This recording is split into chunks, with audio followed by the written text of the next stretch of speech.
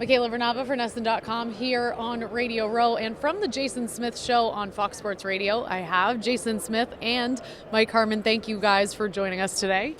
You wore a tie. I didn't wear a tie. Suit up, baby. No, dressed up for us.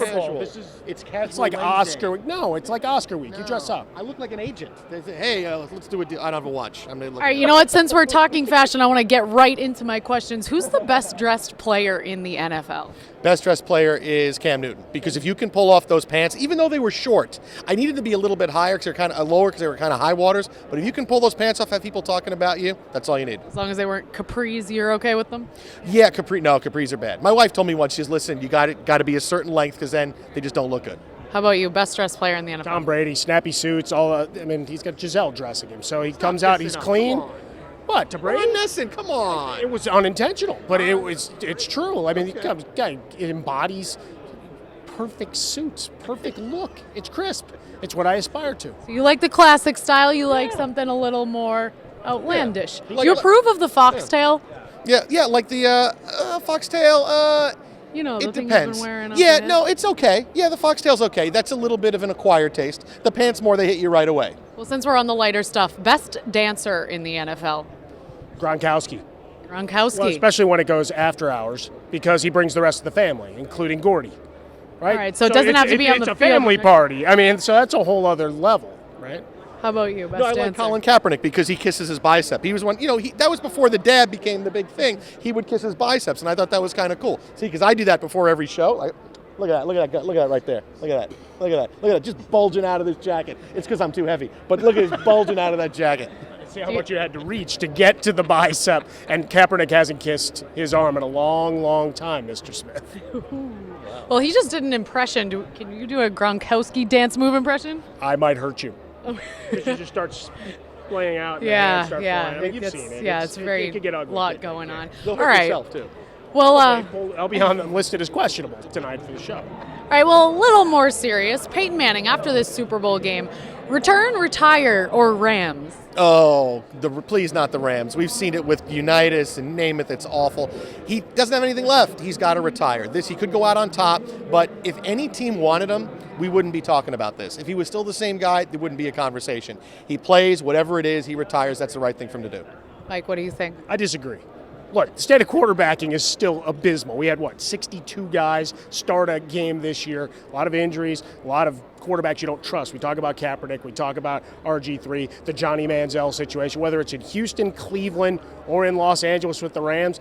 If he wins, he rides off into the sunset, right? Gets on a horse and literally, as the sheriff, goes waving to the crowd as the credits roll. But if he loses, there's still going to be part of him, especially you look in Los Angeles. You got a defense, you got a running game. It's going to be hard to walk away. Oh, there's just no way. He almost led the league in interceptions. He missed 5 weeks. 5 weeks. Only Blake Bortles threw more, and I love Blake Bortles. He won a fantasy championship for me. He also threw 35 touchdowns, and Peyton couldn't get to 10. Rebuttal? Well, I'm certainly not saying he's a statistical monster that he once was. However, give him a running game, give him a solid defense. He's still playing in the Super Bowl. Yes, he was aided a little bit by Brock Osweiler, but the bottom line is did enough to engineer some plays, and towards the end, whatever's going on, he looked real nimble getting to the edge. Looked real nimble getting to the edge. You give him a full season, off season, and whatever investigations may or may not go on, he can still get to the edge and make a play downfield. He's got some life left. Some implications right there. You're not buying his denial of the HGH allegations? Well, I'd like to see the NFL actually do the investigation, right? Certainly that's one thing. And I know you guys would certainly like to see that happen here on NESN. But for the NFL as a whole, it's a larger story it's not just Peyton Manning. It's a larger tale that needs to be told. And I don't think he should dismiss it quite so categorically as it's been done. Push it down the river a little bit, but I think the NFL legitimately needs to look into all these things and see if they can come up with some kind of process by which to clean up the sport. All right, well, moving on to another prolific quarterback who's also getting up there in age, Tom Brady, over under 2 years left to play. Oh, no, he's going to play more than that. Unfortunately, me being a Jets fan, he's going to play until he's 60, and he's still going to be winning AFC East titles. No, he's a guy that's going to play until he's 40, 41, 42, still throw the football well. He'll be in his early 40s before he hangs it up, which means I'm going to be over 50 by the time the Jets have a chance to win the AFC East. Thanks a lot. Vote Quimby. Mike, your thoughts? Why go away? First thing he needs to do is figure out how to buy an offensive line. If he can do that, if they can reconfigure the offensive line, and look, the rules committee is going to help as well. We know that. They're going to go back, and it's going to become two-hand touch. You're not going to be able to touch the quarterback, so that's going to be even better for him. But the offensive line work, obviously, that needs to be done. But I don't see Tom Brady walking away. He's still at the height of this game. Sorry, Jets fan. Look, Rex something you Ryan's agree gonna on. This is something you two agree on. Yeah, That's good it's to okay. see. It's okay. I had Dan Marino into Tom Brady. Yeah. So since I was 13 years old, I've had no chance to win the AFC East. It's going to continue on for me. It's my personal L. All right, well, since we're talking QBs, if you're in a big game, Jay Cutler. Oh, sorry. Oh, you doing to me? Sorry. Why would you do that to me? Yes, I am. You from might want to Chicago. change that answer. Okay. I am from Chicago, so yes. Big game. You hit the 2-minute warning. Your team is down 4 points. Who do you want of any quarterback currently in the game? Who do you want as your quarterback? See, he puts me on the spot because as a Bears fan, You're going to go with Jay Cutler? No, it pains me to say Aaron Rodgers, right? Guy dances to the outside, buys extra time. Nobody decides to defend anybody in the end zone when he's throwing up Hail Marys, so I want him. Big arm.